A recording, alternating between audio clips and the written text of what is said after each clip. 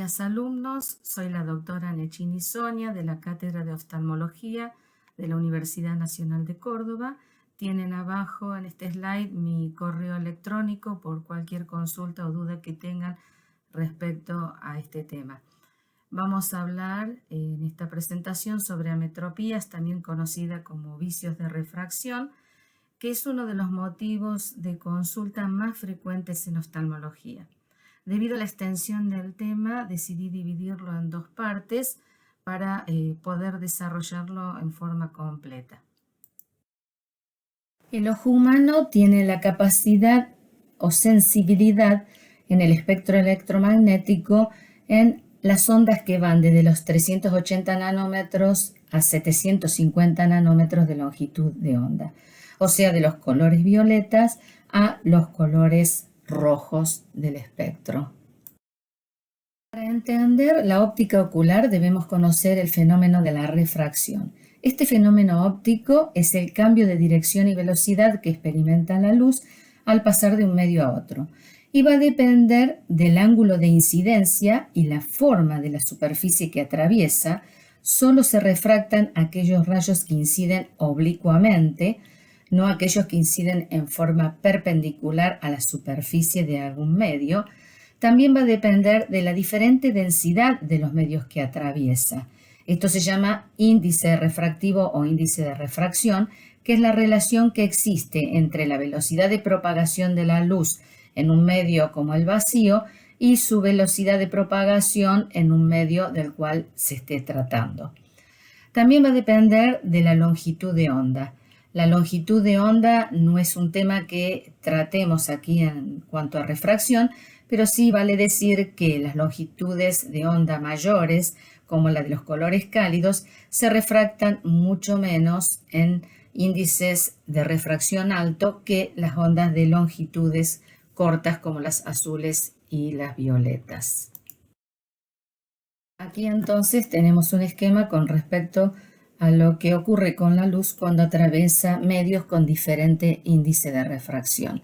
Las flechas rojas en este caso atravesarían medios de menor índice de refracción, por ejemplo, podríamos decir que es el aire, y la flecha verde atraviesa un medio de mayor densidad como sería el agua.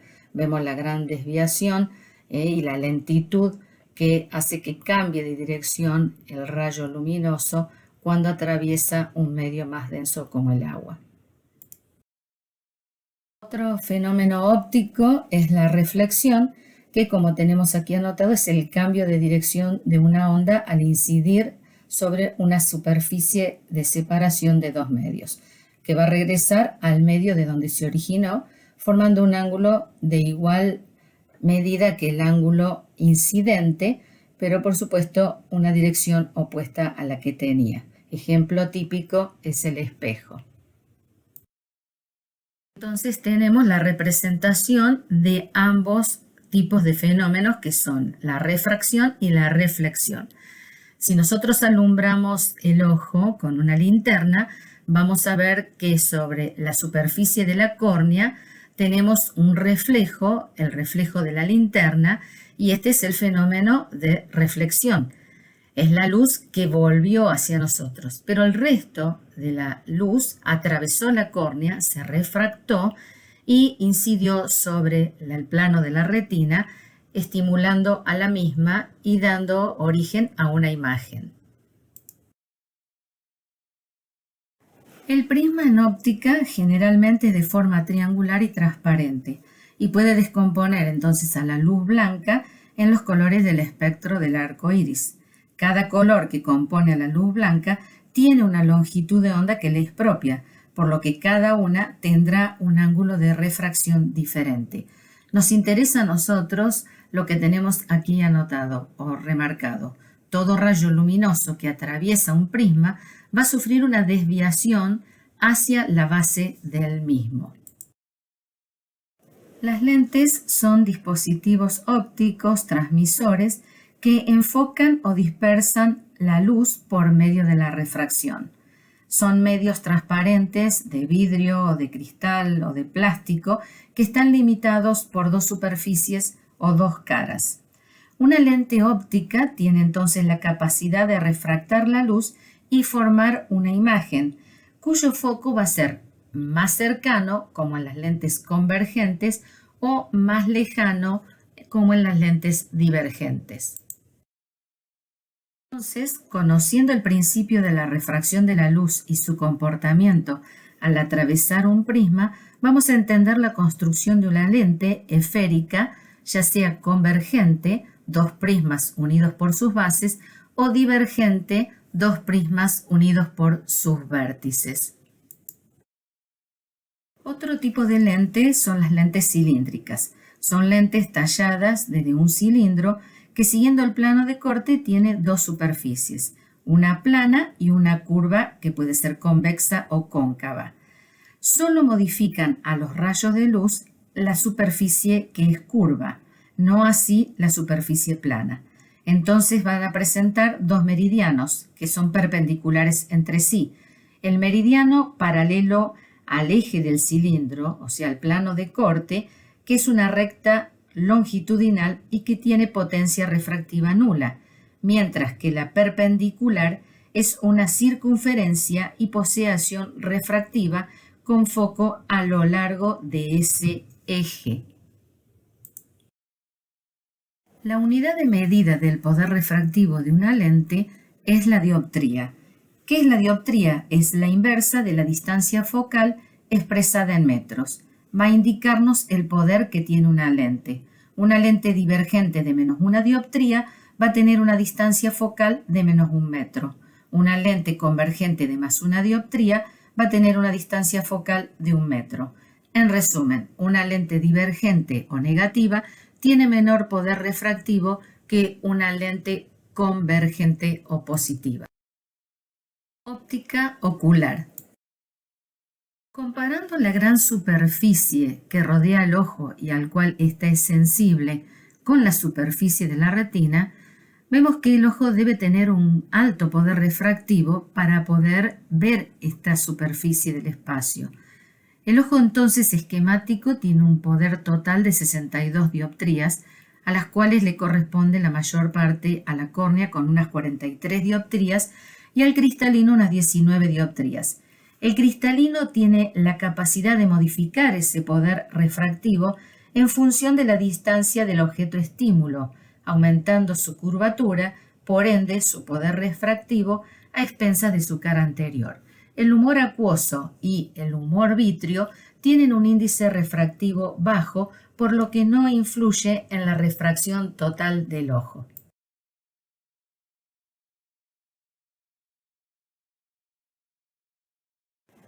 La acomodación o mecanismo de acomodación es la propiedad de enfoque del ojo por modificación de la forma del cristalino debido a la puesta en marcha del reflejo de acercamiento. ¿Cuál es el objetivo de este mecanismo? Es que la visión próxima sea nítida. Este reflejo de acercamiento entonces se comienza con el acercamiento de algún estímulo y va a concluir con una imagen nítida sobre el plano de la retina.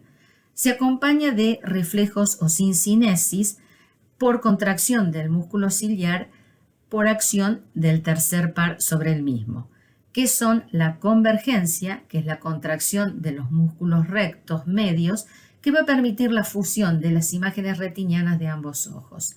También la acción del tercer par craneal actuaría sobre el esfínter de la pupila, produciendo la miosis.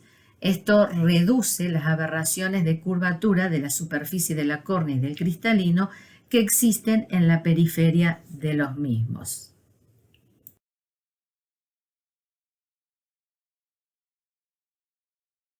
Aquí tenemos graficado lo que ocurre en el mecanismo de acomodación con el cristalino ante un estímulo cercano.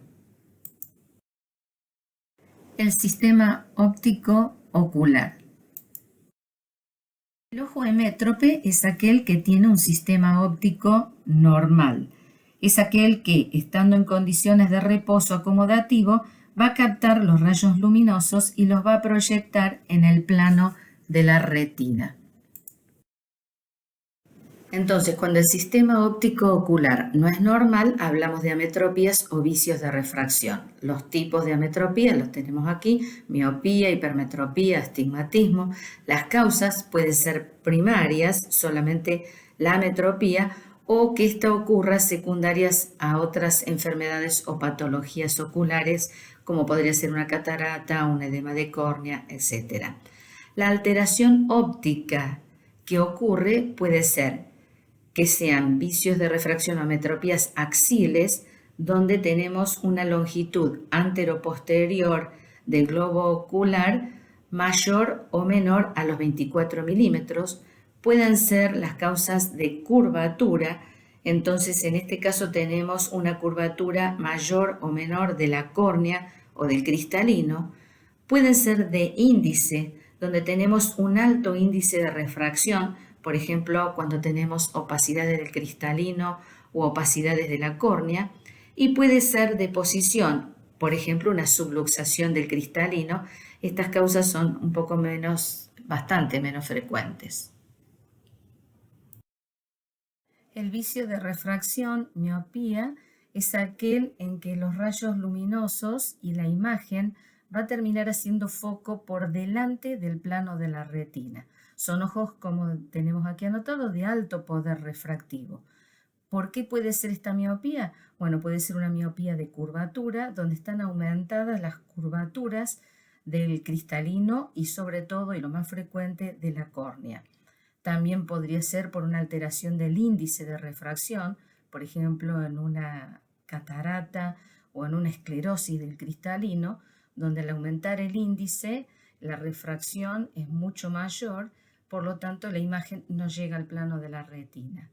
Y si no, y también frecuente, es la miopía axil, donde el ojo tiene una longitud antero-posterior mayor de los 24 milímetros.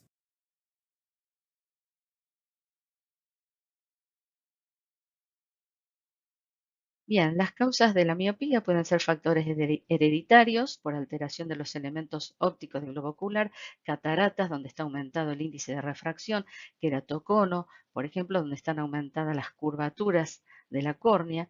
Los síntomas, una mala visión para lejos, son pacientes que se acercan a los objetos para poder verlos o los acercan a sí mismos para poder verlos. Ven las imágenes pequeñas, por eso hablamos de micropsias, y una tendencia a la desviación de los ojos hacia afuera porque son ojos que no acomodan, por ende hay menos convergencia.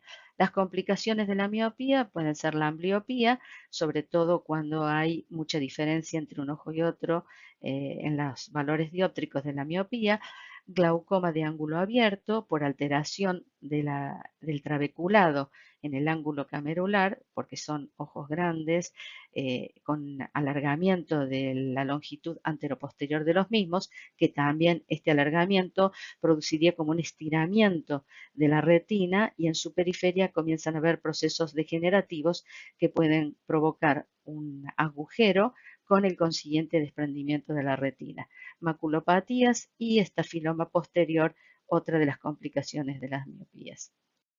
Existe también una miopía llamada miopía degenerativa o patológica o miopía magna. Es una miopía con un alto poder refractivo, más de -8 dioptrías. Son miopías que ocurren en el 2% de la población, o sea que tiene cierta frecuencia y se caracteriza por un aumento de la longitud axial del ojo de 26 milímetros o más, y este aumento de la longitud ocurre sobre todo a partir de la parte más posterior del globo ocular. Presenta lesiones típicas como son el estafiloma posterior por este alargamiento que recién mencionábamos, también atrofia corioretiniana, que puede ser en forma de parches o en forma difusa, y hemorragias maculares secundarias a estas atrofias o placas de atrofias, y también estas hemorragias pueden ocurrir por el desarrollo de membranas neovasculares subretinianas. En este dibujo vemos el estafiloma posterior, que es una lesión patoneumónica de la miopía patológica o degenerativa. el gran alargamiento que existe en el polo posterior del globo ocular, con las consiguientes lesiones y alteraciones subretinianas, de coroides y aún de la misma retina. El tratamiento de la miopía entonces consiste en lentes esféricas divergentes o lentes negativas. Este tipo de lentes producen un alargamiento de la distancia focal, permitiendo entonces que esas imágenes que no llegaban al plano de la retina sí logren hacerlo con estas lentes. La hipermetropía es aquel vicio de refracción o ametropía en la cual los rayos luminosos harían foco por detrás de la retina. Pueden ser de curvatura, en casos de córneas planas, por ejemplo, o muchas de ellas son axiles por tener una longitud anteroposterior del globo ocular menor de 24 milímetros. La hipermetropía va a darnos síntomas en algunos y otros no.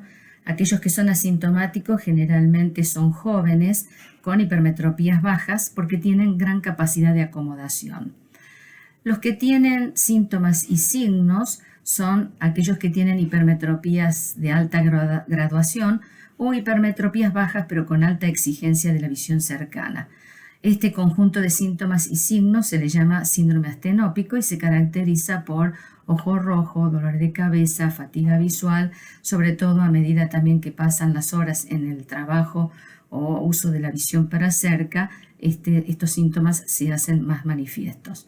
Las complicaciones de la hipermetropía son la esoforia, que se debe a una mayor acomodación acompañada entonces de un exceso de convergencia. Se va a producir la desviación de los ojos, no en forma permanente hacia adentro. El estrabismo acomodativo sería una desviación también en convergencia de los ojos, pero este se da en forma permanente, manifiesta, y en niños con mecanismos sensoriales y motores inmaduros. El glaucoma agudo se debe a que un ojo hipermétrope generalmente tiene un largo axil menor que lo normal, con una cámara anterior baja y un ángulo estrecho. Una midriasis por un estrés o por trabajo en la oscuridad durante mucho tiempo puede hacer que el iris se arremangue entonces contra el ángulo, cierre el ángulo camerular y produzca este tipo de glaucoma. Tenemos remarcada la ambliopía. El periodo de plasticidad de desarrollo de la visión es desde el nacimiento hasta los 7 a 8 años de edad. Un niño hipermétrope puede desarrollar una ambliopía. Y también debemos recordar que la hipermetropía es la ametropía más ambliopizante. El tratamiento entonces de la hipermetropía van a ser las lentes esféricas convergentes o lentes positivas. Este tipo de lentes disminuyen la distancia focal en ojos hipermétropes donde la distancia focal es muy larga, estaría por detrás el foco. Entonces este acortamiento permite que la imagen o los estímulos luminosos caigan sobre el plano de la retina.